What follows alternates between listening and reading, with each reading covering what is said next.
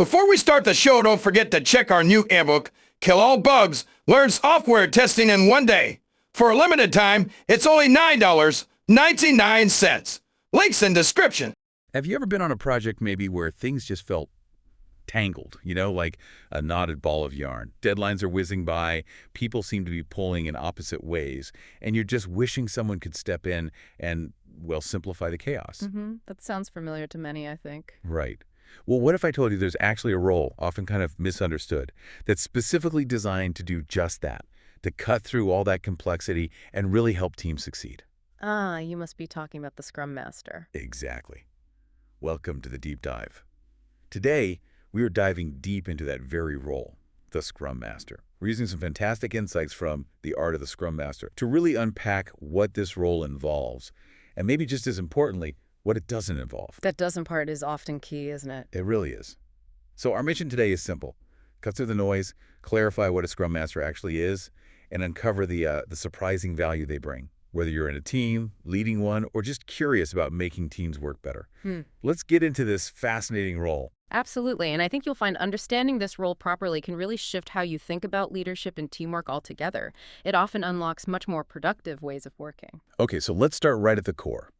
Our source defines the Scrum Master as a person who helps other people to understand Scrum and serves the project team by removing obstacles. It also mentions they help simplify project complexities and are seen as a coach. Now, from your perspective, what's the absolute nugget there for a team new to this? Well, for me, the deeper thing is ensuring Scrum adoption is successful in the enterprise. It's bigger than just one project, you see. Okay. The Scrum Master's job is to help the team do the best work they possibly can. And how? By making sure they work based on the core values of Scrum. It's like laying the foundation, not just for the sprint, but for how the whole company might adopt agile thinking. They're creating the environment for success. That's a great way to put it, creating the environment, not just managing tasks. And when you look at their responsibilities, wow, they seem really involved. The source calls the Scrum Master the heart of the Scrum project. Making sure the team hits business objectives, fostering that collaborative environment. They're right there in the mix with planning, team backlog grooming, sprint demo, and sprint retrospective.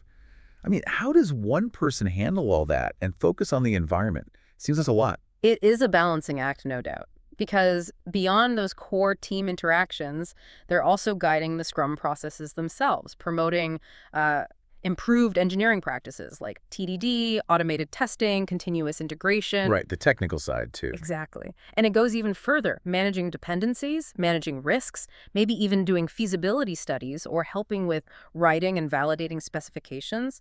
It's central, yes, but always through enabling the team, not doing it for them. Okay, enabling, not doing. That brings us to something really interesting, because with all that involvement, you might think, okay, so they're the project manager. But the source is crystal clear on this point, isn't it? Absolutely. It draws a very sharp line. It says flat out, the Scrum Master is not a project manager. Why is that distinction so critical? It's vital because it sets the role's boundaries and, crucially, empowers the team itself. A Scrum Master will not guide a team in every phase of development. That's key. Okay. They are neither responsible for any technical decision nor for managing the business with clients. And this one often surprises people. They will never lead the team or make decisions on behalf of the team. Wow. So no decision-making power in that traditional sense. Exactly. Their influence isn't from authority or command. It's from facilitation, coaching, removing roadblocks. It's a completely different leadership paradigm, really. Less command and control, more cultivation and support. Which leads us perfectly into the human side of things. What kind of person thrives here? Our source talks about needing multiple skills, including technical, Scrum process, and soft skills. And it really emphasizes honesty, integrity, trust, and respect. Yeah, the source does a great job breaking down the characteristics into almost different hats the Scrum Master wears. It paints a really rich picture. Like what? Okay, so first, servant leader. Achieving goals through service to others. That's fundamental. Nervous first, okay. Then morale booster. Encouraging the team to do their work more effectively, keeping spirits up, essentially. Important. Definitely. Also a facilitator, helping the team get aligned on the common project-related objective, but staying neutral, not taking sides. Tricky balance. It can be. Then coach, guiding the team to become self-organized and pushing them towards continuous improvement. So helping them help themselves. Exactly. They're also an agent of change, making necessary changes, allowing a better implementation of Scrum, pushing the boundaries a bit. Wow. And a mentor sharing their own knowledge, experiences, and even opinions when appropriate. Then there's the big one, remover of obstacles. Actively clearing all the obstacles, preventing the development team to work in the best conditions. The roadblock clearer. Precisely. They're also the manager of the framework, responsible for, well, the framework within which the team works, making sure Scrum is being followed. Got it. Framework guardian. And finally, an observer. This is subtle but important. They need to constantly observe everything, even the team members' smallest activities, to understand the dynamics and potential issues. Wow, that's a lot of different facets. It really is. It's not about telling people how to climb the mountain. It's about clearing the path for them, removing those boulders, whether they're technical blockers, process issues, or even like interpersonal friction. All these roles work together to let the team self-organize effectively. That multifaceted approach makes so much sense. So practically speaking, what might a Scrum Master actually do on a typical day? Let's bring it down to earth. Our source mentions things like capacity and velocity planning using spreadsheet and Jira. Common tools. They review previous sprint velocity along with the team, and they make sure tasks given to members are never above their capacity. Well, and this is specific. Ensure tasks are never more than 16 hours long, telling the team to break them down if they are. Yeah, and it's interesting how those seemingly small, almost administrative tasks, and the source says that's just a small sample, remember, actually have a big impact. How so? Well, breaking down tasks, ensuring they fit capacity, that prevents burnout, right? It promotes a steady, sustainable pace. It's managing the process to protect the people and maximize flow, not micromanaging the individuals themselves. Process management, not people management. Got it. Okay, so beyond those daily actions, what about the sort of guiding principles, the best practices for being effective? The source lists some good ones. Like what? Like, listen to all the queries of developers, project manager, and owner. Be open, and trust his unwavering faith in his team members. That's huge. Trust is foundational. Absolutely. Also, avoid doing multitasking focus. Give respect even to the smallest team member and listen to everyone's perspective. And, importantly, show genuine appreciation to the team for their successful accomplishments. You know, if you look at those practices together, what they really build is trust and psychological safety. Right. When your leader, or facilitator in this case, genuinely listens, trusts you, respects everyone, focuses, shows appreciation, it creates that safe space where people feel valued, heard, and empowered to take risks and do great work. That's essential for a self-organizing team to actually function. Okay, it sounds incredibly valuable, almost essential for modern teams. Yeah. But why do we often hear that it's a difficult role? If it's so well-defined, what makes it tough? The source points out a few things. Yeah, it doesn't shy away from the challenges. For one, management of large-size self-organizing teams is not an easy task. Makes sense. Coordination gets complex. Definitely scales the difficulty. Second, they often needs to manage conflicts between team members and project manager. So playing mediator sometimes. Which requires real skill and neutrality. And then this paradox. Yeah. They may head the entire Scrum management project still, but he remains without any power.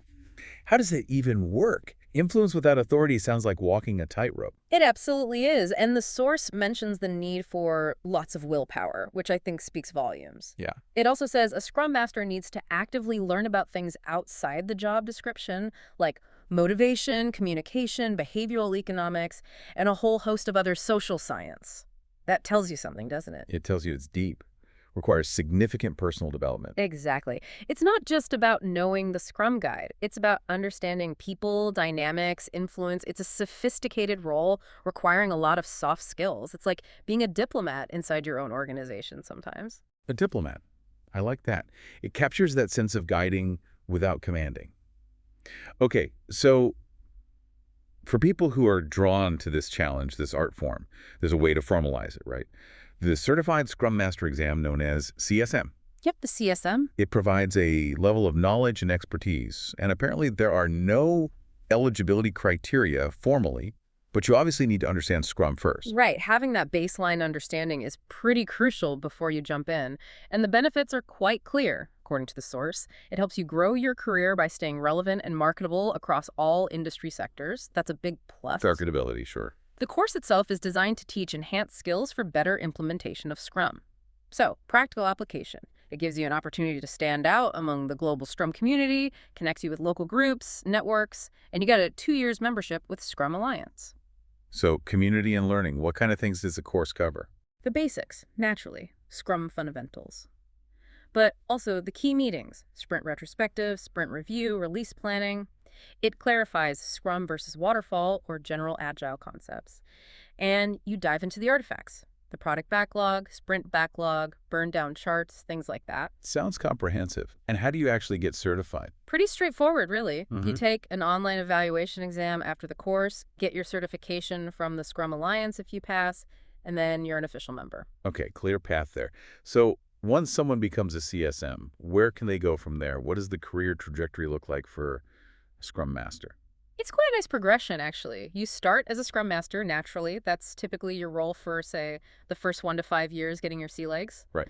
Then you can move up to Senior Scrum Master. This usually requires advanced knowledge of Scrum best practices, more experience handling complex situations. Makes sense. Deeper expertise. And from there, a common path is to become an Agile coach. Sure.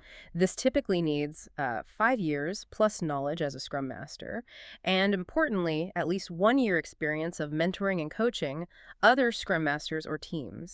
So scaling the impact beyond one team to maybe multiple teams or the whole organization. It shows a real evolution of skills, from facilitating a team to mastering the framework to then coaching others and driving broader Agile transformation. What a journey. This has been a fantastic deep dive. We've really unpacked the Scrum Master role, seeing them as this crucial coach, obstacle remover, facilitator, and it's clearly not just another project manager. That distinction is so important. And it's great to see there's such a clear pathway for growth in this really impactful field. Definitely. And it leaves us with something interesting to think about, doesn't it? Yeah. If the Scrum Master has all this responsibility, fostering collaboration, enabling success, managing the framework, but operates without direct power, well, what does that tell you, the listener, about what really constitutes effective leadership in today's world, especially in these modern self-organizing teams?